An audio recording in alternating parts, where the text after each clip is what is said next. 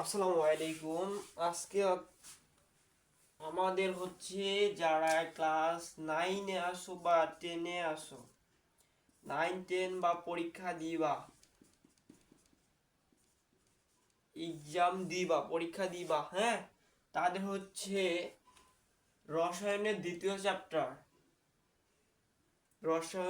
দ্বিতীয় চ্যাপ্টার, পদার্থের অবস্থা। আমরা আজকে এই পদার্থের অবস্থার মম নিয়ে আলোচনা শুরু করব। কি নিয়ে ভাইয়া? মম নিয়ে আলোচনা শুরু করব। মম, এই মম নিয়ে আজকে আমরা আলোচনা শুরু করব এখন থেকে। দেখো কি এইটা একটা মম, আর এইটা হচ্ছে, মনে করো যে সুতাটা, এইটা সুতাটা, আর এটা হচ্ছে আগুন। হ্যাঁ, এটা হচ্ছে একটা মম। এটা কি ভাইয়া? এটা হচ্ছে মম, এটা হচ্ছে মম। এই মমটা কি জানো? হাইড্রোকার্বন। এই মমটা কি? হাইড্রোকার্বন।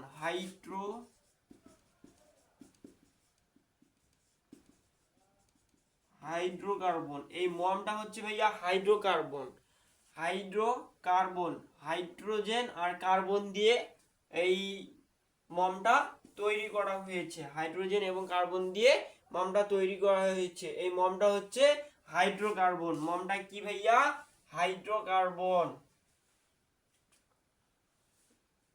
এই মমটা প্রথমে কি অবস্থায় আছে? মমটা প্রথমে আমাদের কঠিন অবস্থায় আছে না? মমটা আমাদের কঠিন অবস্থায় আছে প্রথমে।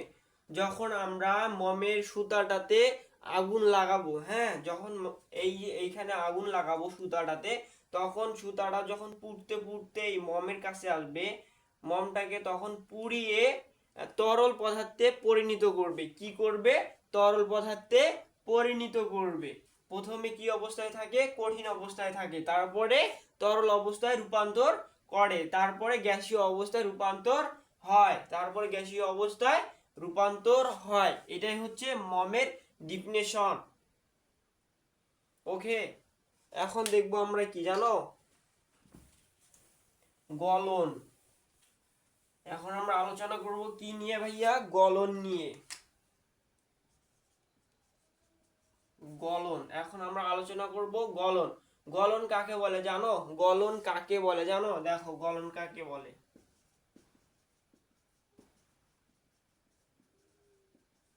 গলন কাকে বলে? দেখো, কোন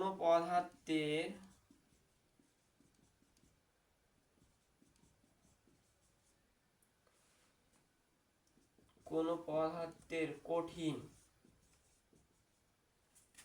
অবস্থা থেকে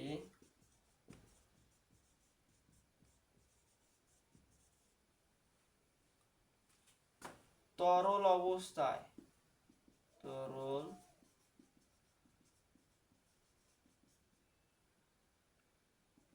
অবস্থায় রূপান্তর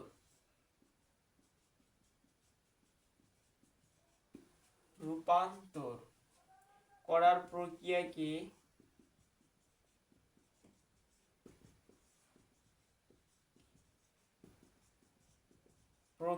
কি বলে? গলন বলে। তাহলে গলনের ডিফিনেশনটা কি ভাইয়া? কোন পদার্থের কঠিন অবস্থা থেকে তরল অবস্থায় রূপান্তর করার প্রক্রিয়াকেই গলন বলে। যেমন আমাদের এর আগে যে মমের উদাহরণটা দিলাম, এটাও হতে পারে। প্রথমে আমাদের কঠিন অবস্থায় থাকে, মমটা কি অবস্থায় থাকে? প্রথমে কঠিন অবস্থায় থাকে, তারপরে যখন আমরা তাপ দিই, আগুন লাগাই, তখন সুতাটা আস্তে আস্তে ধীরে ধীরে যখন নিচে নেমে আসে, তখন ওরা গলে, মমটা গলে তরলে পরিণত হয়। ওই তরলে পরিণত হয়কেই গলন বলে। এটা ক্লিয়ার? এই কনসেপ্টটা আমরা ক্লিয়ার? আশা করি ক্লিয়ার।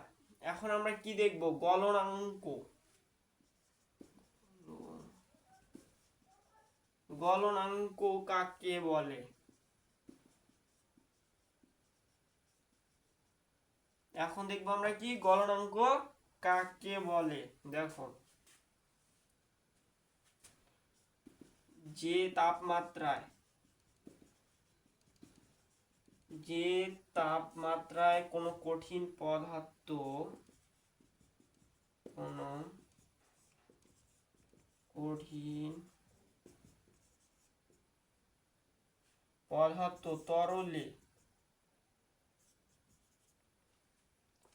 তরলে পরিণত হয়,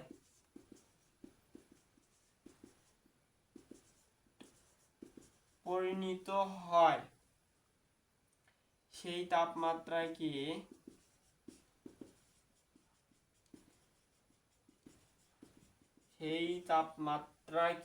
উক্ত কঠিন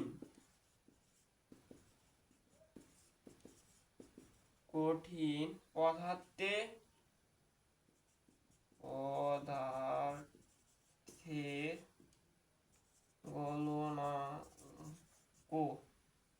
গলনাঙ্ক বলে। তাহলে কি ভাইয়া, গলনাঙ্ক কাকে বলে? যে তাপমাত্রায় কঠিন পদার্থ তরলে পরিণত হয়,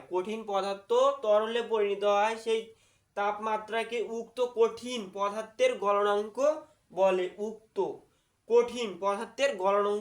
বলে, ওকে। তাহলে আমাদের গলন কাকে বলে এটা গেল, গলনাঙ্ক কাকে বলে এটাও গেল।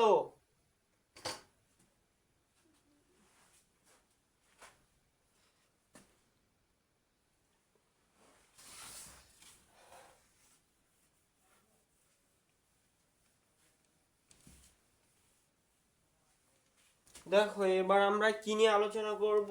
স্ফুটনাঙ্ক।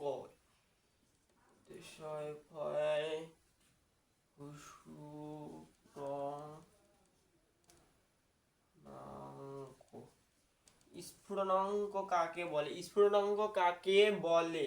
হ্যাঁ দেখো, যে তাপমাত্রায় কোনো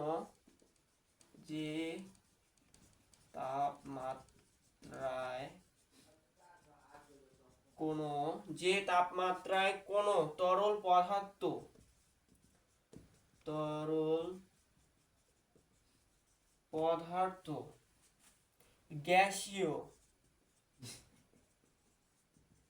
গ্যাসীয় পদার্থে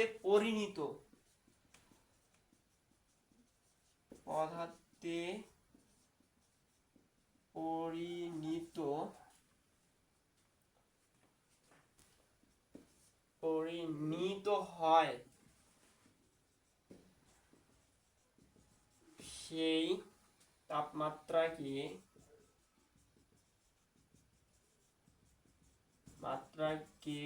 উক্ত তরল পদার্থের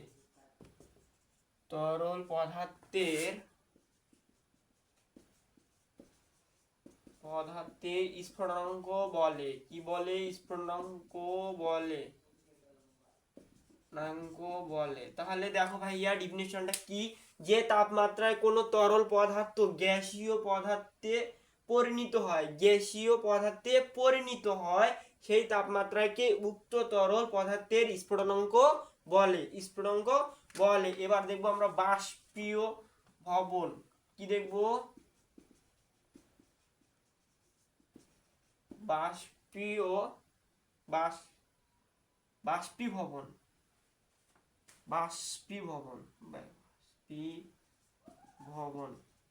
বাষ্পীভবন কাকে বলে? এখন দেখবো আমরা কি ভাইয়া, বাষ্পীভবন কাকে বলে। দেখো বাষ্পীভবনের ডেফিনিশনটা কি?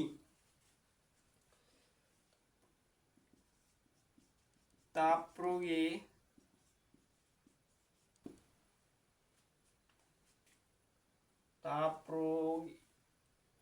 এটার ডেফিনিশনটা কি? তাপ প্রয়োগের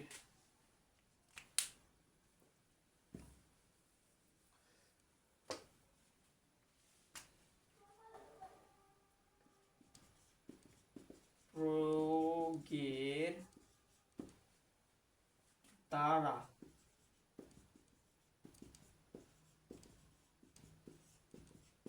একটি তরল পদার্থকে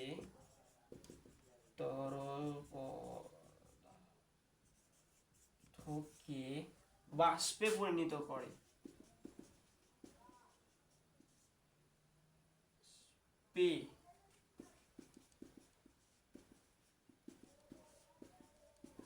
বাষ্পে পরিণত করে, বাষ্পে পরিণত করে তাকে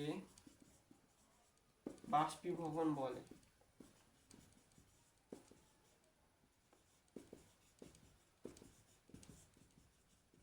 তাহলে বাষ্পীভবনের সংজ্ঞাটা কি? তাপ প্রয়োগের দ্বারা একটি তরল পদার্থকে বাষ্পে পরিণত করে তাকে বাষ্পীভবন বলে, তাকে বাষ্পীভবন বলে। এখন দেখবো আমরা ঊর্ধ্বপাতন। ঊর্ধ্বপাতন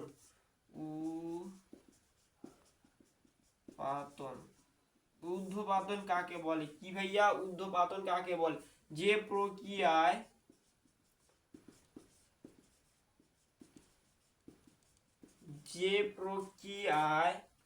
কোনো কঠিন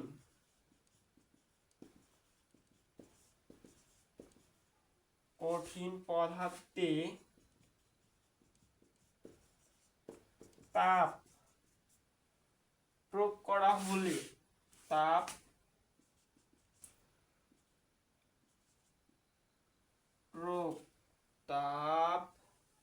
কি বলছে? যে প্রক্রিয়ায় কোনো কঠিন পদার্থের তাপ প্রয়োগ করা হলে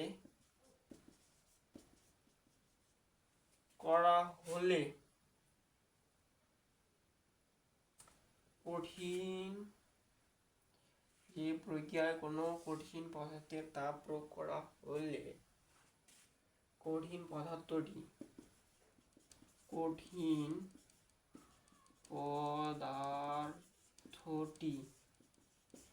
পদার্থটি তরলে পরিণত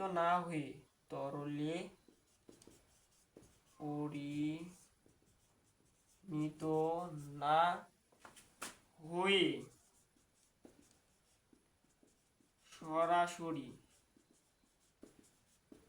সরাসরি বাষ্পে পরিণত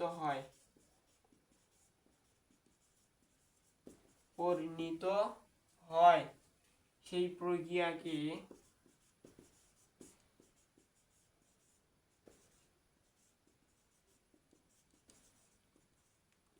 ঊর্ধ্বপাতন বলে।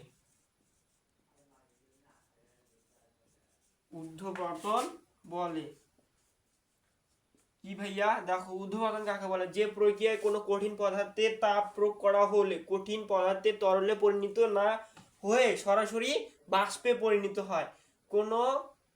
দেখো, যে প্রক্রিয়াকে কঠিন পদার্থে তাপ প্রয়োগ করা হলে কঠিন পদার্থটি তরলে পরিণত না হয়ে, মানে তরলে পরিণত না হয়ে সরাসরি বাষ্পে রূপান্তরিত হয়।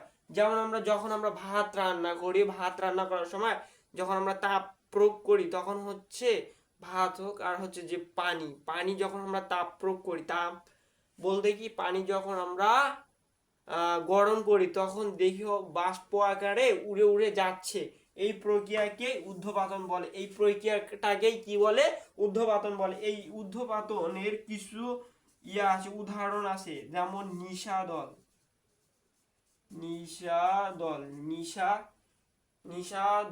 কি ভাইয়া? নিশাদল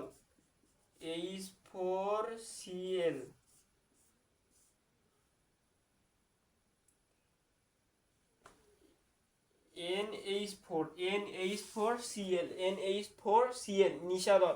এইরকম কয়েকটা উদাহরণ আছে, এই কয়েকটা আমাদের মুখস্থ রাখতে হবে। হ্যাঁ, আমাদের এই চ্যাপ্টারটা এখানেই শেষ। পরবর্তীতে আমরা তৃতীয় অধ্যায় নিয়ে আলোচনা করব। এটা হচ্ছে 2 নম্বর অধ্যায়। আমরা পরবর্তীতে 3 নম্বর অধ্যায় নিয়ে আলোচনা করব। ওকে, আসসালামু আলাইকুম।